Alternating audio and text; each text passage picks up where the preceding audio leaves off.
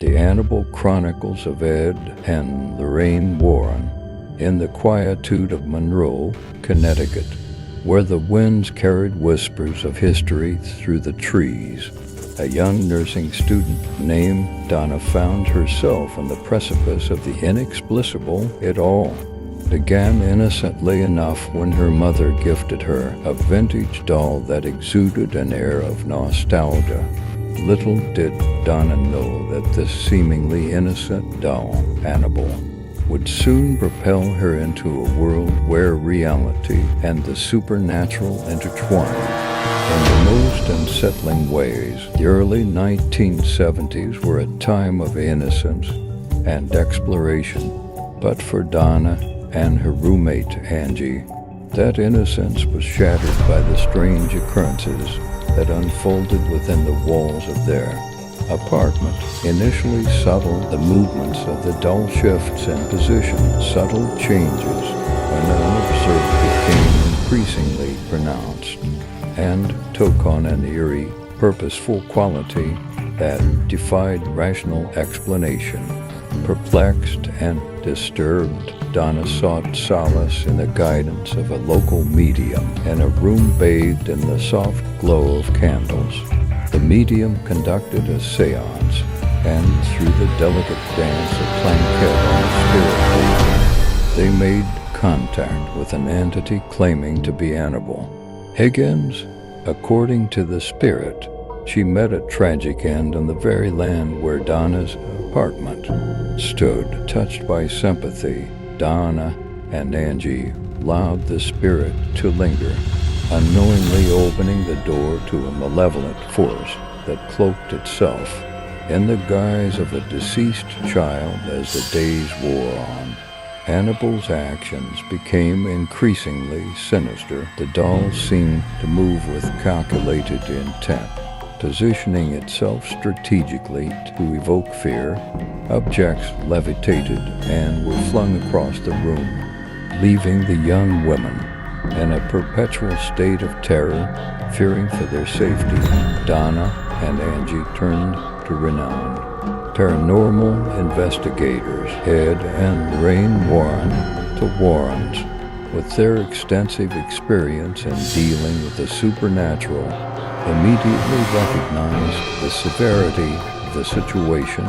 Ed, a seasoned demonologist, sensed a malevolent force at play, one that was far more insidious than the spirit of a deceased child. Their investigation led them down a dark path, uncovering a history of tragedy on the property that preceded the apartment complex. The Warrens concluded that the doll was not a conduit for a benevolent spirit, but a vessel for a demonic entity seeking to infiltrate the physical realm. The decision was made to remove Annabelle from Donna's apartment and transport her to the safety of the Warrens' occult museum. Transporting Annabelle, however, was no ordinary task.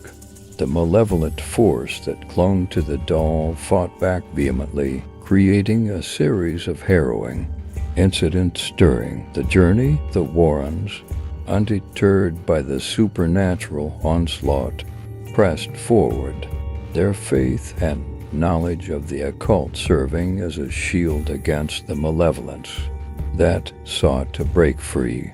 Upon reaching the safety of their museum, the Warrens took extra precautions to contain the demonic entity. Annabelle was encased in a glass cabinet, adorned with religious artifacts and blessed by priests.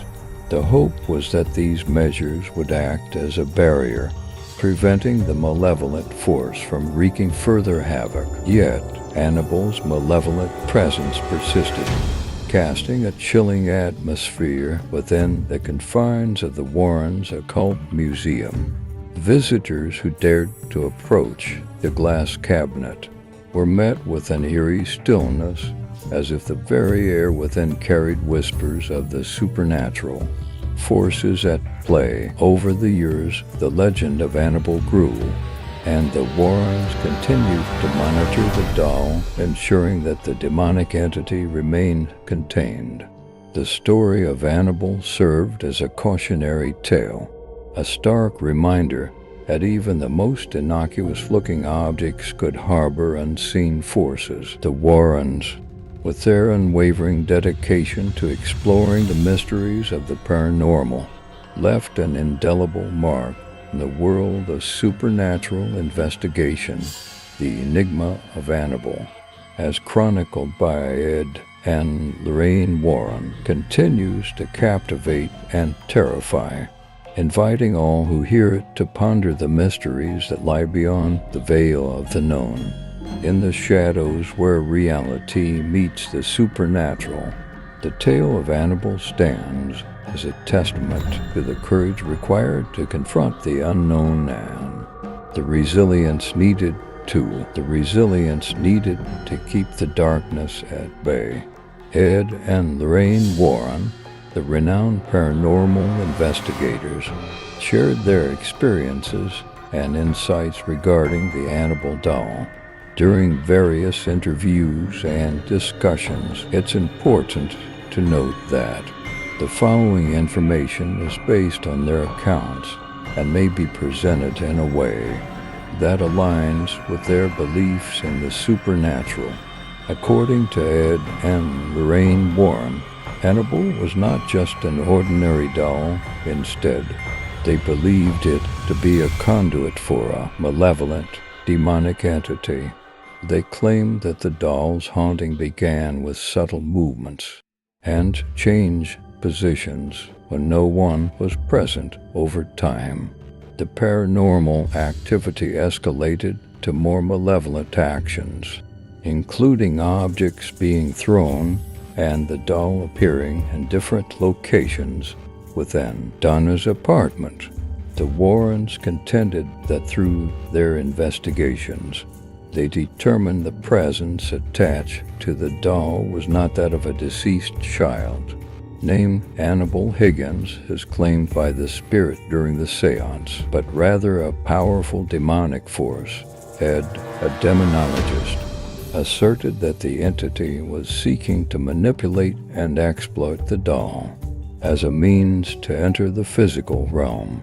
After being contacted by Donna and Angie, Ed and Lorraine decided to intervene. They removed the doll from Donna's apartment and transported it to their occult museum, a place where they housed various items believed to be haunted, cursed, or associated with paranormal activity. Annabelle was encased in a specially designed glass cabinet adorned with religious artifacts and blessed by priests in an attempt to contain the malevolent force. Ed and Lorraine warned that interacting with or mocking Annabelle could lead to dire consequences. They maintained that the doll was not to be underestimated, as the demonic entity connected to it was capable of causing harm. The Warrens often used the Annabelle case as an example of the dangers that could arise when dealing with supernatural entities, emphasizing the need for caution and respect in the face of the unknown.